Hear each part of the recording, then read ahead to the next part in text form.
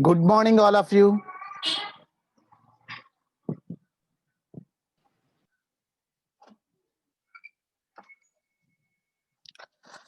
Okay, in the last class, we have discussed some introduction to transpiration. Okay, which is in creating certain transpirational pull because of the cohesion, tension, transpiration pull. Okay, because of some cohesion and the tension developed, the transpiration is pulling the water upwards. That's why we are calling it as a cohesion, tension, transpiration pull model of water transport in xylem. So what is meant by this transpiration and how this transpiration helps in transportation of water up to the upper parts of the plant body? Okay, that one we'll discuss now. Okay, transpiration. What is meant by transpiration? Means transpiration is the evaporative loss of water by plants. Okay, transpiration is the evaporative loss of water by plants. It occurs mainly through stomata. Okay, that means if the water is lost by the plants in the form of, that is in the form of water vapor, okay, then such a phenomena we are calling it as transpiration. And this transpiration occurs mainly through the openings that are present in the leaf, which we call it as stomata. Okay, besides the loss of loss of water vapor in transpiration, exchange of oxygen and carbon dioxide in the leaf also occurs through stomata. Okay, the stomata are not only involved in transpiration, the stomata are also helpful in the exchange of gases. Exchange of gases, that is oxygen and carbon dioxide. Okay, that is.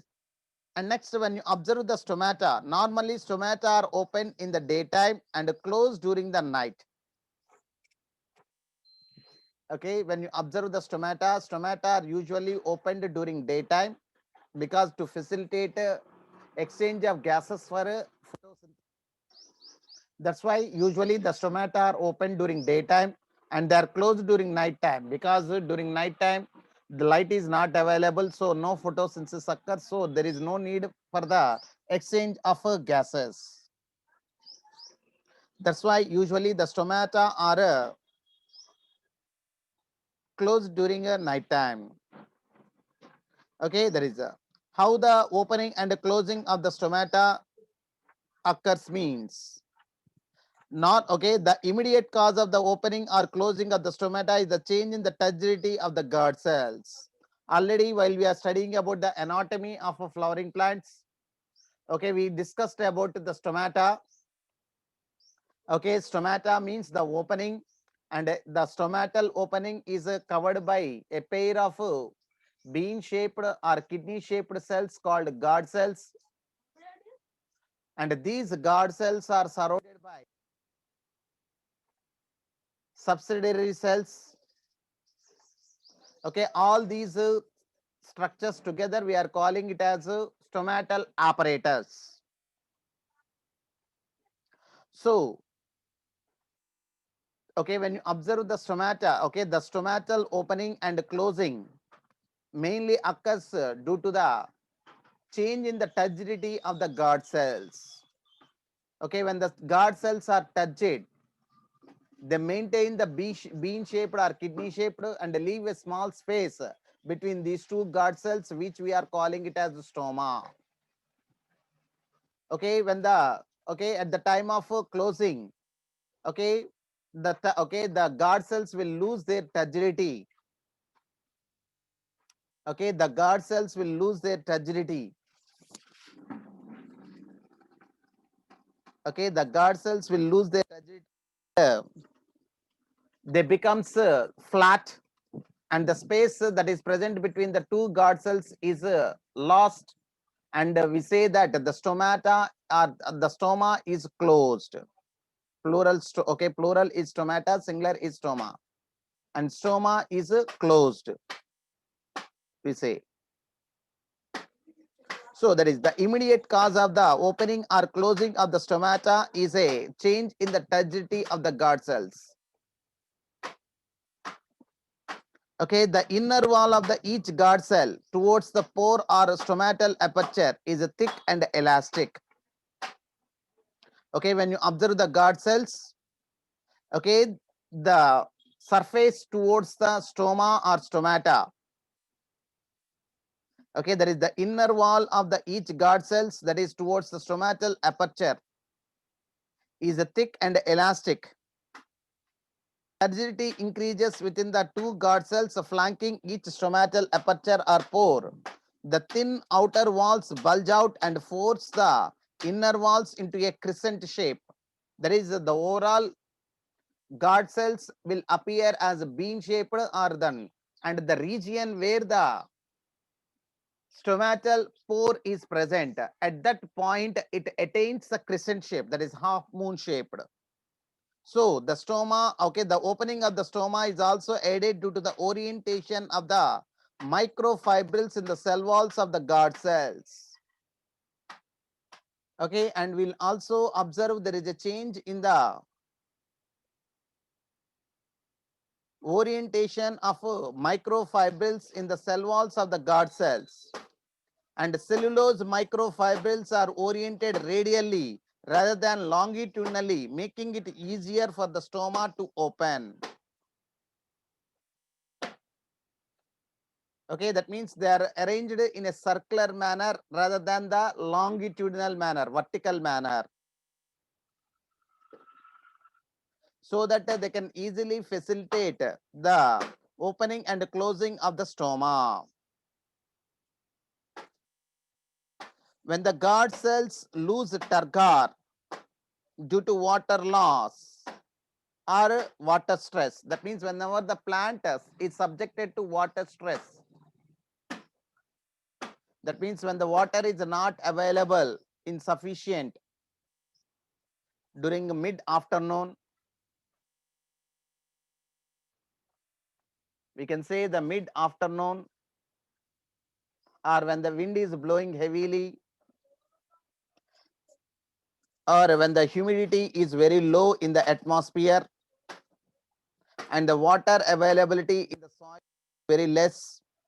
Okay, during that period, usually the plant is subjected to water stress. As a result, to prevent the water loss, the stomata has to be closed. So the elastic inner walls remain their original shape. The guard cells become flaccid and the stoma closes.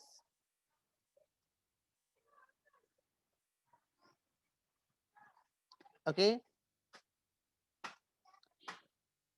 The stoma, okay, the guard cells will okay, whenever the plant is subjected to water stress, or when the plant is losing lot of water due to different environmental conditions, at that time, to prevent the water loss from the plant body, the plant has to close the stomata. The plant has to close the stomata. How this closing of the stomata will occur means,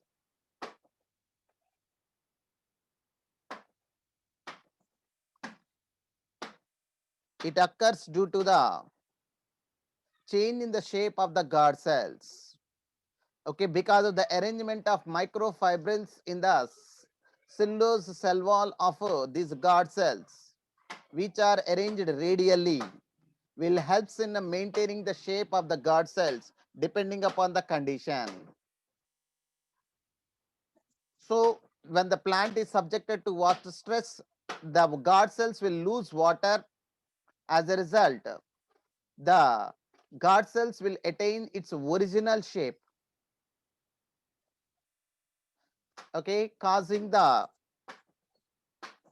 guard cells to become flaccid and the stoma, okay, the opening that is present between the two guard cells will be closed.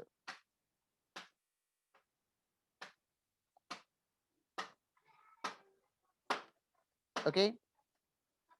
Usually the lower surface of the dorsiventral leaf has a greater number of stomata, while in an isobilateral leaf, they are about equal on both surfaces. So if you observe a dorsiventral leaf or a dicotyledonous leaf, okay, we'll find more stomata towards the lower surface when compared to the upper surface. But in an isobilateral leaf, that is in a monocotyledonous leaf, the stomata are equally distributed on both the sides. Okay, the stomata are closed on both the sides. Sorry, the stomata are present equally distributed on both the surfaces of the leaf in a isobilateral or a monocotyledonous leaf. But in dicotyledonous leaf, we'll find more stomata towards the lower side when compared to the upper side.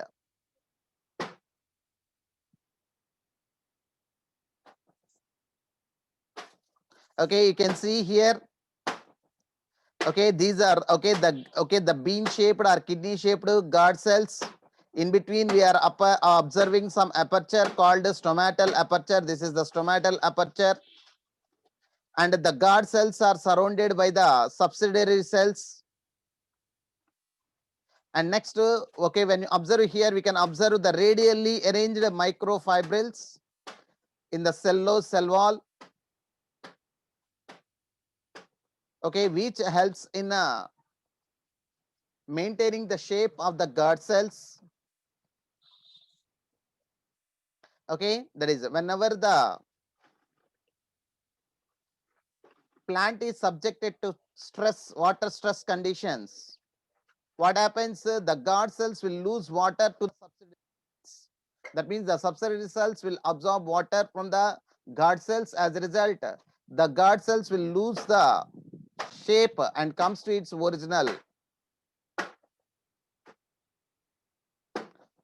shape, which results in a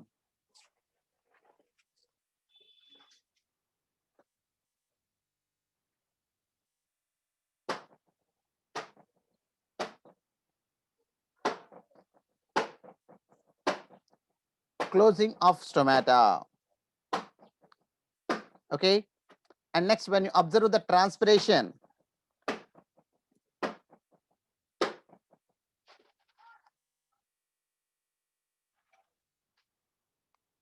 and next, transpiration is affected by several external factors.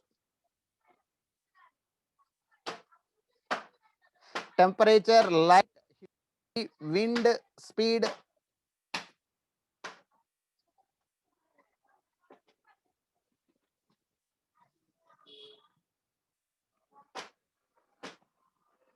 Okay, transpiration is affected by several external factors, that is the temperature, light, humidity, wind speed, plant. Okay, these are all external factors which will affect the rate of transpiration. And some internal factors, that is the plant factors that affect transpiration, include number and distribution of stomata, percent of open stomata, water status of the plant. Okay, whether the plant is growing in a temperate region or tropical region or desert region. And next, canopy structure. Canopy structure means the shape of the plant, whether it is cone shaped or umbrella shaped.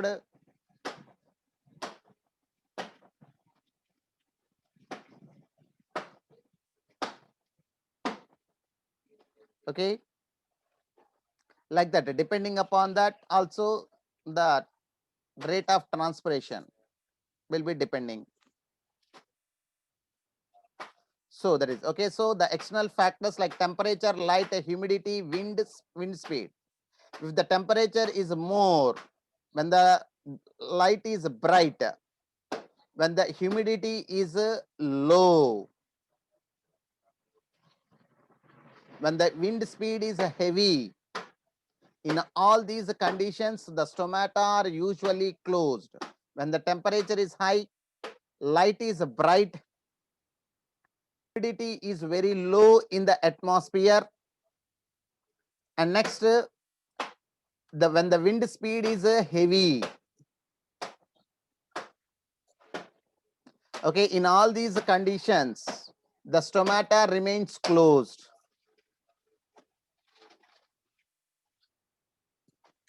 And the plant factors that affect transpiration include number. Okay, more the number of stomata, the more the transpiration.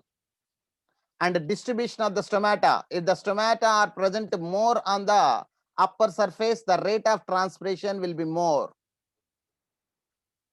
than the lower surface. Okay, that is the distribution. And next, the percent of open stomata. The more the number of stomata open, the more the transpiration rate. Water status of the plant, that is whether the plant is growing in region or in tropical region.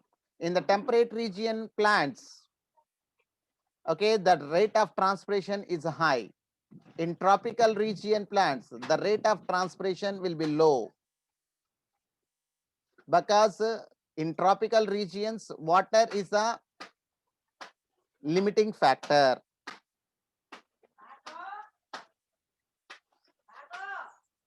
And next, canopy structure.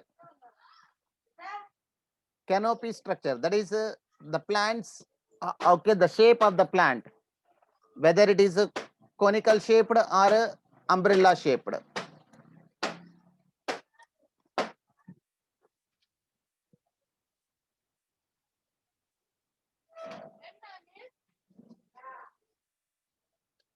Okay, that is so based on these factors, the rate of transpiration will depend. And next, the transpiration driven.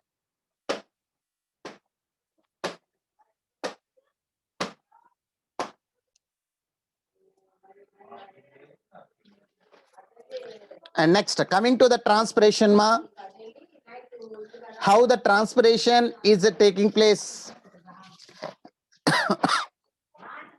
The transpiration driven ascent of xylem sap depends mainly on the following physical properties of water. Okay, how the transpiration is helping in driving the water or ascent of sap. Okay, what we say means, okay, the fluid that is present in the xylem, we are calling it as ascent of sap. Why? Because okay, not only the water, different types of mineral salts, organic and inorganic salts, and some hormones are also get dissolved in that water. So it forms a fluid. That's why we are calling it as a sap.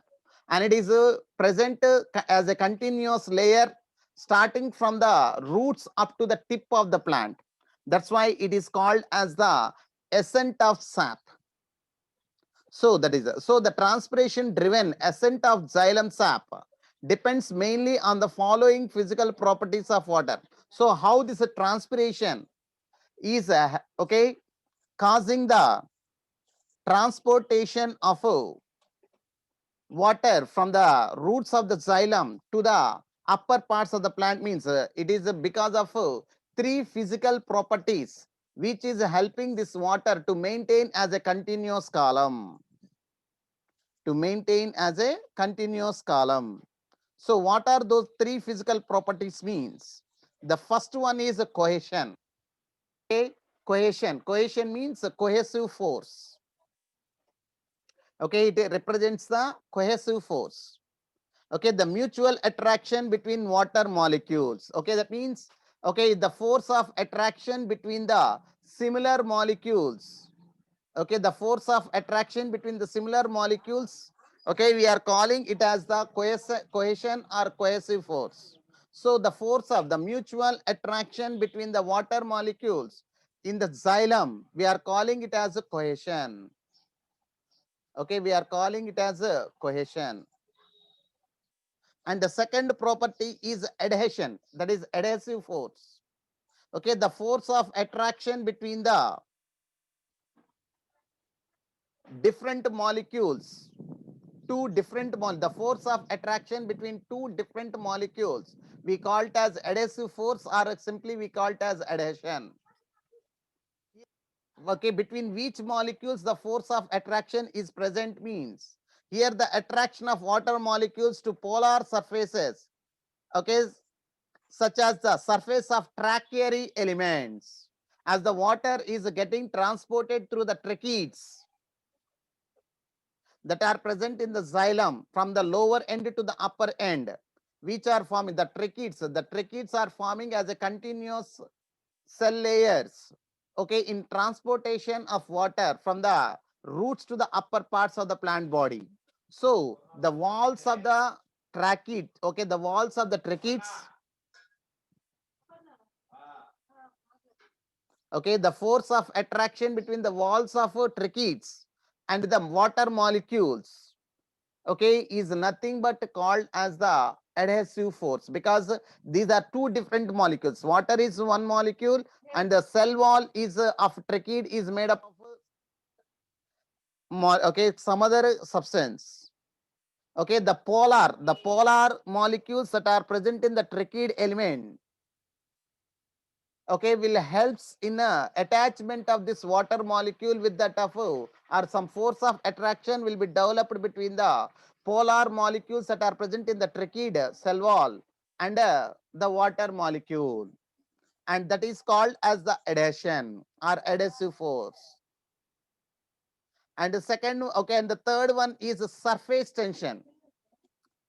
Okay, anyone knows what is surface tension? Okay, anybody knows about surface tension?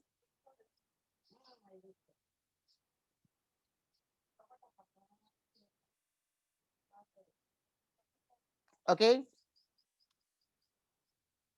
can anyone knows ma what is meant by surface tension? Surface tension can be explained. Okay, take a beaker ma, take a beaker and fill the beaker with water,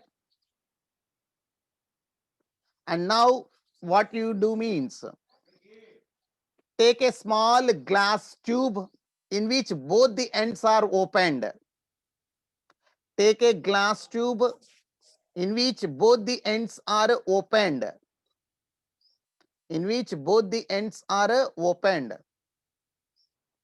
And okay, and place that glass tube in which both the ends are opened in the water containing, okay, in a beaker containing water.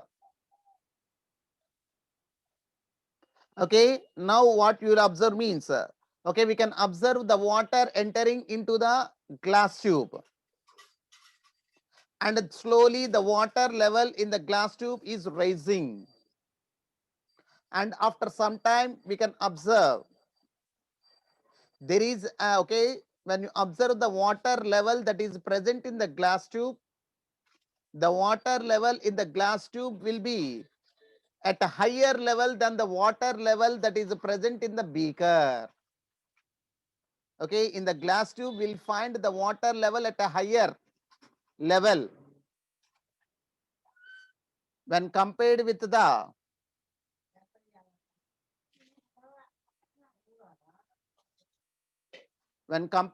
water level that is present in the beaker. Okay, this increase in the or this rise in the water level in the glass tube is because of the surface tension. Okay, some force, okay, some force that is generated because of the atmospheric pressure on the water will helps in a rise in the water level in the glass tube, and that is called as the surface tension, and that force we are calling it as the surface tension. So here the tracheids and vessels are also a small tubular structures. They will also act as a capillary tubes. So that one also, okay, in that also we can observe the surface tension. As a result, we can observe there is an rise in the water level in the tracheids or vessels. Tracheids and vessels. That is what we call it as this. Okay, that is okay. That principle, whatever the principle that we are observing with the glass tube in a beaker containing water, the same principle we can observe in a tracheids and vessels, because they are also tubular structures and they will also act as a capillary structures.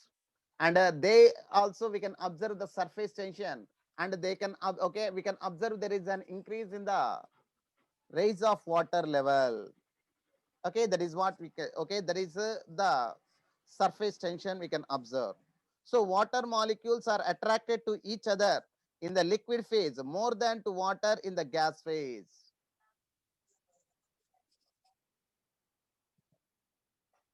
Okay, that is, this is because of the force of attraction between the capillary tube and the inner wall of the capillary tube and the water molecule, and that is because of surface tension.